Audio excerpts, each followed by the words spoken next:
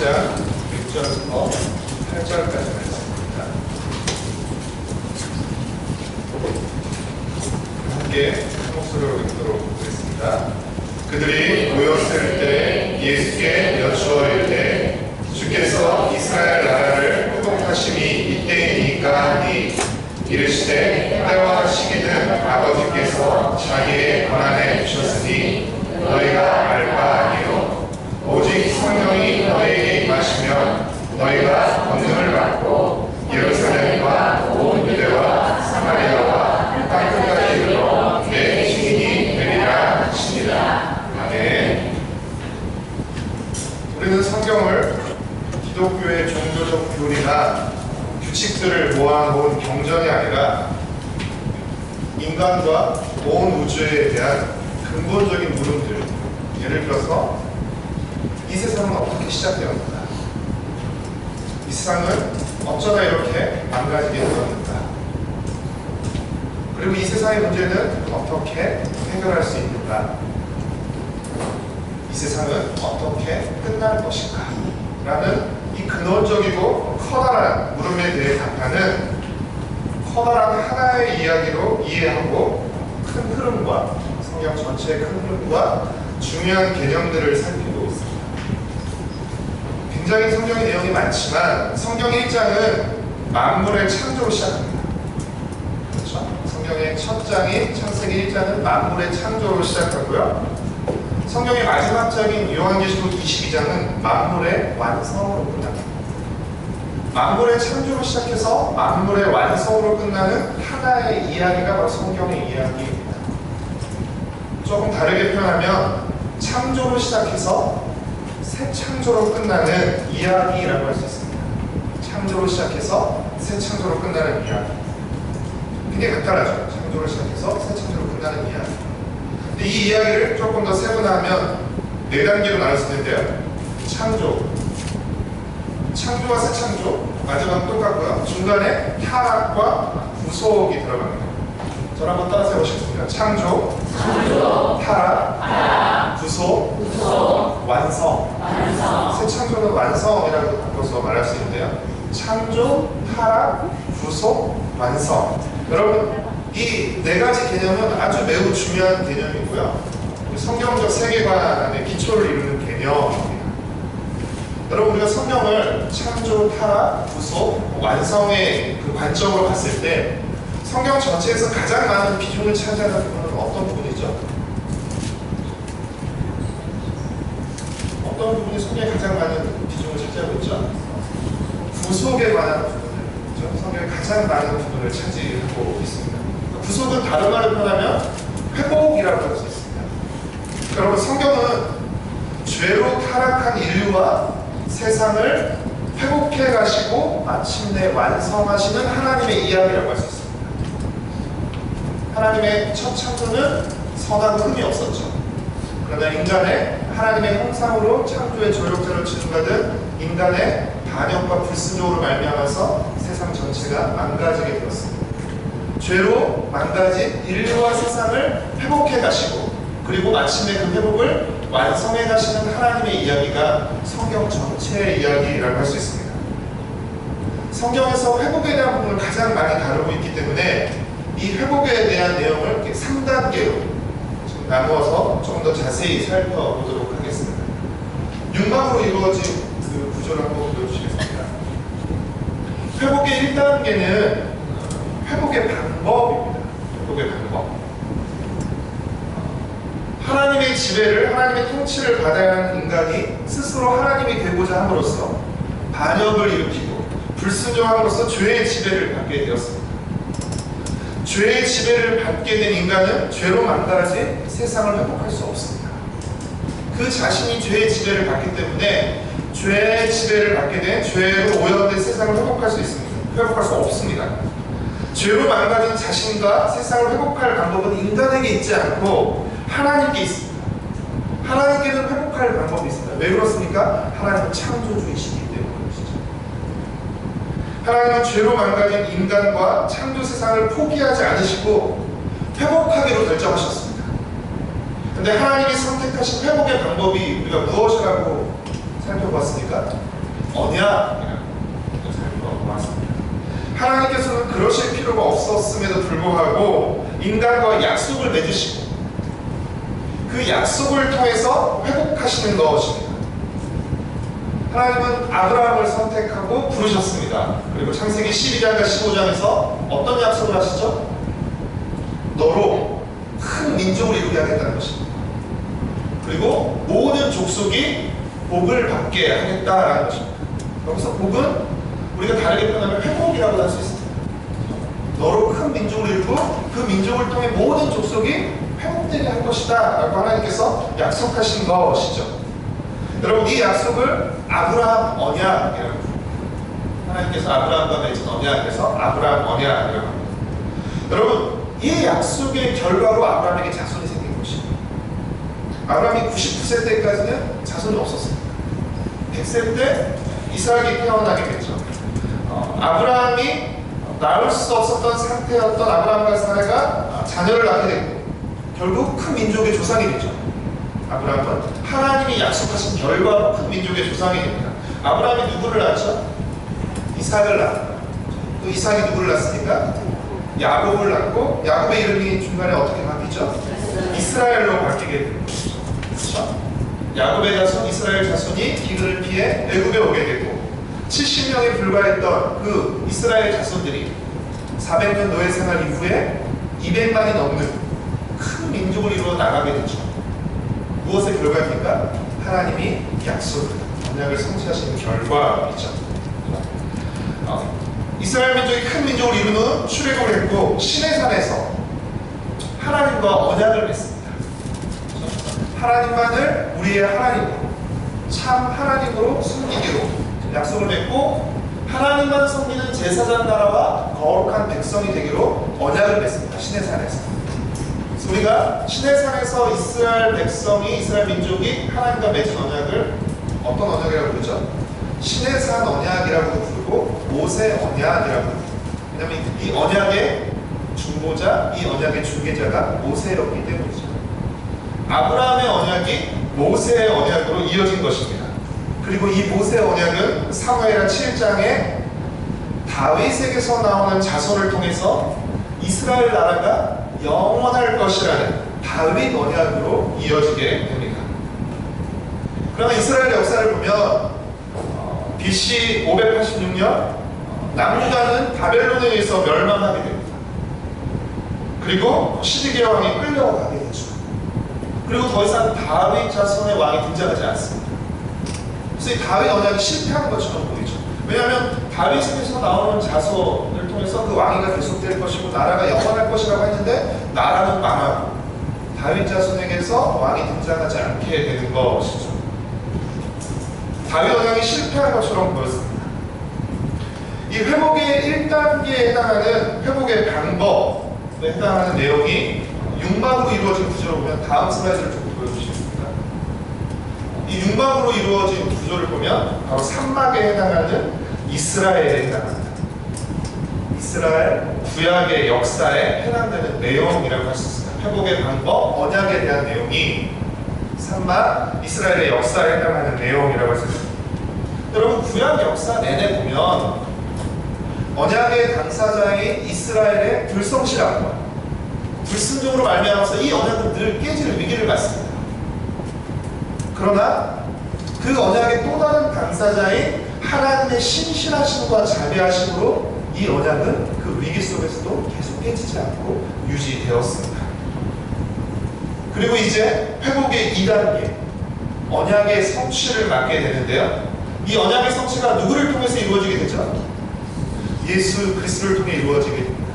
그래서 우리가 지난 시간에 살펴봤듯이 마태복음 1장 1절, 신약의 첫 장 첫 절은 어떻게 시작하죠? 아브라함과 다윗의 자손 예수 그리스도의 세계라고 시작하죠. 아브라함의 자손이자 다윗의 자손 오신 예수님을 통해서 아브라함과 맺은 그 언약, 다윗과 맺은 그 언약이 성취된다는 것입니다. 완전한 하나님으로서 인간의 몸을 입고 오신 예수님을 통해서 구약의 모든 언약이 성취된다는 것입니다. 예수님은 언약 체계를 따르는 의무들을 완전히 지키셨습니다. 제가 지난 시간에 오늘 우리의 관계 속에서 언약의 형태를 가장 잘 보여줄 수 있는 것은 결혼서약이라고 말씀드렸습니다. 그리고 결혼서약을 맺고 부부가 되게 되는 것이죠. 그렇죠? 근데 부부가 되는 데 따르는 의무들이 있다는 겁니다. 그래서 정절의 의무입니다. 부부 서약을 통해 맺게 된 부부관계에서 서로 지켜야 될 의무가 생기게 되는 것이죠. 그리고 이 의무를 지키지 못할 경우에는 부부관계 자체에 위협이 오게 되는 것이죠. 이스라엘 백성들이 끊임없이 구약됐던 것은 이 언약 체계를 따른 의무를 지키지 않음으로써 그 관계를 위태롭게 만드는 것이었습니다. 그런데 예수님은 이 언약 체계를 따른 그 모든 의무를 완전히 지켜내셨습니다. 예수님은 온전한 충성과 순종을 보이셨습니다. 그래서 빌립보서 1장에 나와 있듯이 예수님은 죽기까지 자신의 생명을 다해 하나님을 신뢰하고 하나님의 말씀에 순종하셨습니다. 그래서 여러분, 예수님의 십자가의 죽음은 온전한 충성과 순종을 보여줍니다. 죽기까지 순종하시는 온전한 충성과 순종을 보여줍니다. 그리고 동시에 예수님의 십자가의 죽음은 죽음에 대한 공격을 의미합니다. 히브리서 2장 14절과 15절 말씀을 함께 읽어보겠습니다.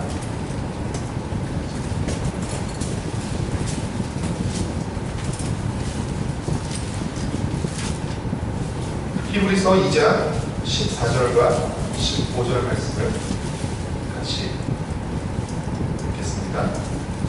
읽겠습니다. 자녀들은 혈과 육에 속하였음에 그도 또한 같은 모양으로 혈과 육을 함께 지키심은 죽음을 통하여 죽음의 세력을 잡은 자 곧 마귀를 멸하시며 또 죽기를 무서워함으로 한평생 매여 종로를 타는 모든 자들을 도와주려 하시니.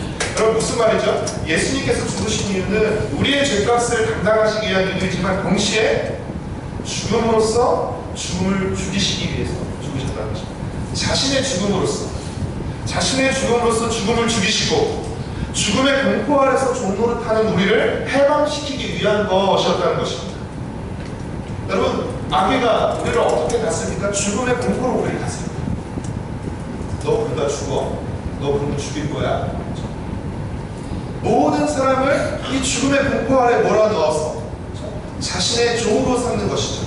억압하는 것이죠. 근데 예수님께서 죽음으로써 그 죽음의 공포로서 모든 사람을 다스리고 억압하는 그 마귀를 멸하셨다는 것입니다. 자신의 죽음으로써 그 마귀를 멸하고 마귀의 지배 안에 있던 우리를 주님께서 해방시키기 위해서 죽으셨다는 것입니다. 그렇기에 우리가 마귀를 물리치신 예수님을 믿을 때 우리는 마귀의 지배에서 벗어나서 예수님의 지배를 받게 된다는 것입니다. 여러분, 예수님이 누구의 지배를 받으셨죠? 예수님이 누구의 다스림을 받으셨습니까? 죽기까지 하나님의 다스림을 받으셨습니다. 따라서 우리가 예수님의 지배를 받는다는 것은 무엇을 의미하죠? 예수님이 온전히 충성하고 순종한 하나님의 지배를 받게 된다는 것을 의미하는 것입니다. 하나님의 통치를 받게 된다는 것을 의미하는 것입니다. 골로새서 1장 13절과 14절 말씀을 함께 읽겠습니다.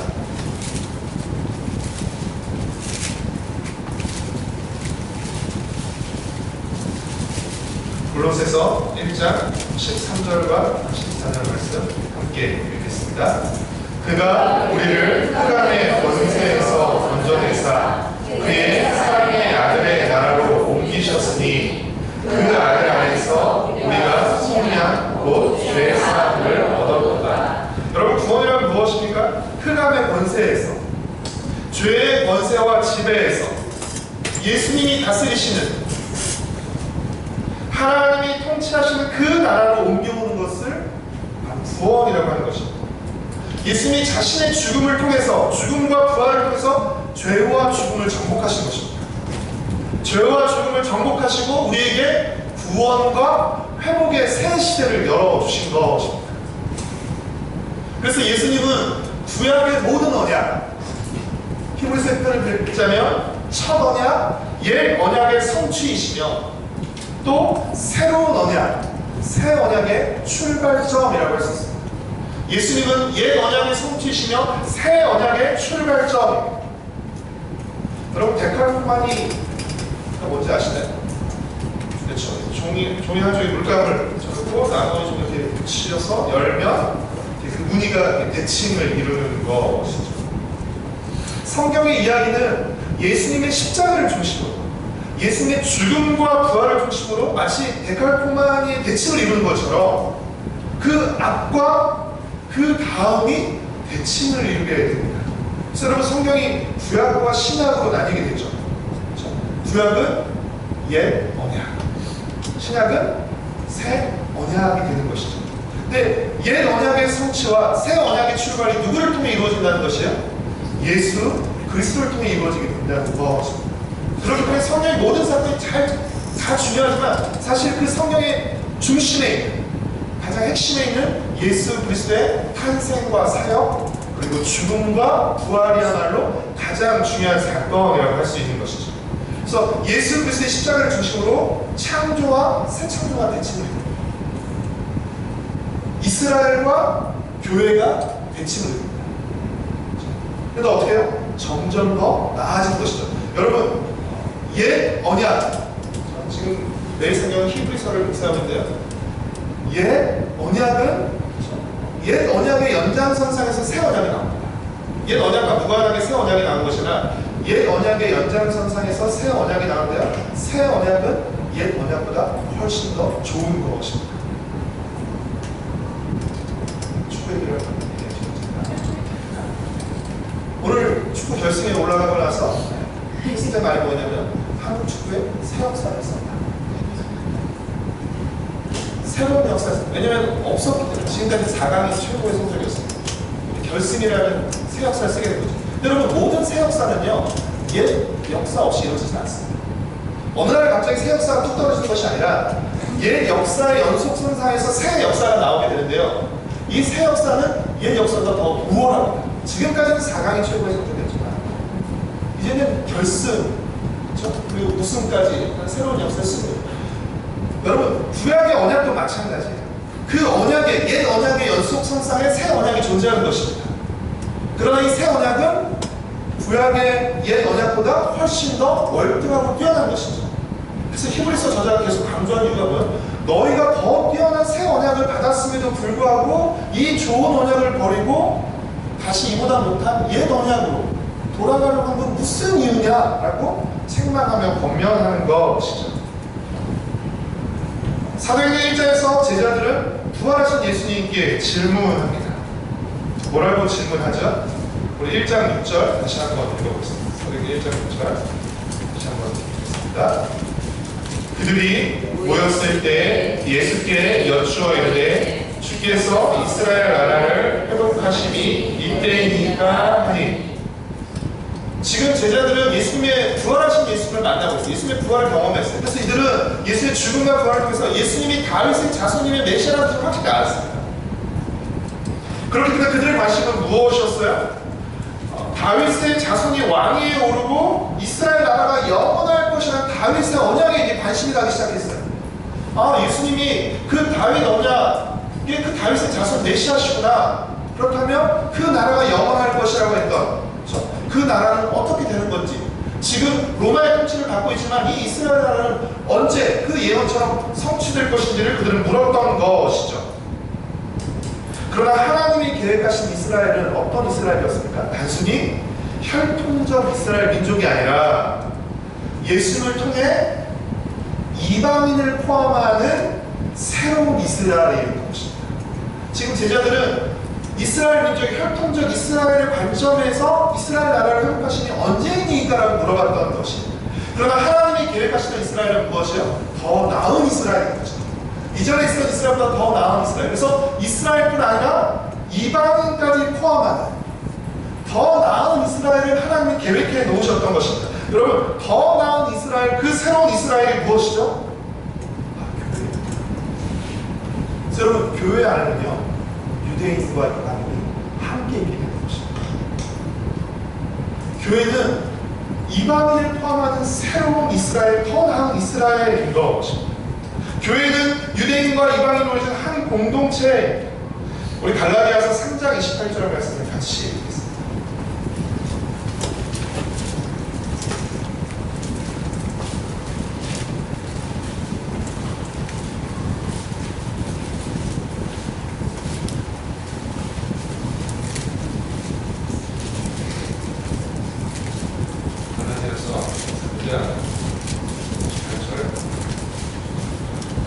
같이 읽겠습니다. 시작. 너희는 유대인이나 헬라인이나 종이나 자유인이나 남자나 여자나 다 그리스도 예수 안에서 하나님이라. 이제 구약의 모든 약속을 언약을 성취하신 예수를 통해 새 언약이 시작되었습니다. 그렇죠?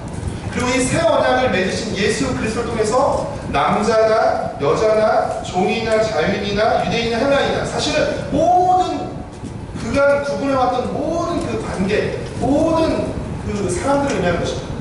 그것이 새 언약을 맺으신 예수 그리스도 안에서 모든 사람이 하나가 된다는 것입니다. 한 공동체를 이루게 된다는 것입니다. 그렇기 때문에 교회는 새 언약을 통해 예수님을 통해 맺게 된 새 언약의 첫 열매인 것입니다. 하나님은 죄로 망가진 세상을 회복해 가시죠. 그래서 그 회복의 실체로서 예수 그리스도를 보내셨고 예수님을 통해서 새 언약을 맺게 되고 회복이 시작되는데 그 회복의 첫 열매가 무엇이라고요? 바로 새 이스라엘인 교회라는 것입니다. 예수님을 믿고 예수님과의 새 언약을 통해 탄생하게 된 교회는 누구의 지배를 받게 되죠? 교회 머리이신 예수님의 지배를 받게 되고요. 또 예수님의 영인 성령의 지배를 받게 되는 것입니다. 여러분, 성령 또한 마찬가지시죠. 예수님의 영인 성령은 누구의 뜻을 따라 다스리시고 지배하시죠? 예수님의 뜻을 따라. 그렇죠? 그런데 예수님은 또 누구의 뜻을 따라 다스리시죠? 지배하시죠? 하나님의 뜻을 따라. 결국 우리가 하나님의 통치, 예수님의 지배, 성령의 인도 모두 다 하나님의 통치와 다스림을 받는다는 것을 의미하는 것입니다. 그래서 사도행전 2장에 보면 사도행전 1장에서 그 제자들의 질문을 통해서 이스라엘은 다윗 언약에서 약속한 그 이스라엘은 혈통적 이스라엘이 아니라 이제 이방인까지 포함하는 새로운 이스라엘이다 라고 말씀하시죠. 그리고 2장에서 성령 강림 사건이 일어나게 되죠. 우리 사도행전 2장 2절과 3절 같이 읽겠습니다. 시작. 호련히 하늘로부터 급하고 강한 바람 같은 소리가 있어 그들이 앉은 온 지대를 가득하며 마치 불의 혀처럼 갈라지는 것들이 그들에게 보여 각 사람 위에 하나씩 임하여 있더니. 급하고 강한 바람 같은 소리. 그래서 여러분 창세기 2장 3절에 보면 2장 7절에 보면 하나님께서 흙으로 사람을 지으시죠. 그리고 그 다음이 뭐죠? 그 코에 생기를 불어넣으시죠. 그 바람, 생명의 기운, 그것이 바로 성령. 부활하신 예수님이 제자들에게 나타나십니다. 그러면서 어떻게 하죠? 요한복음 20장 22절.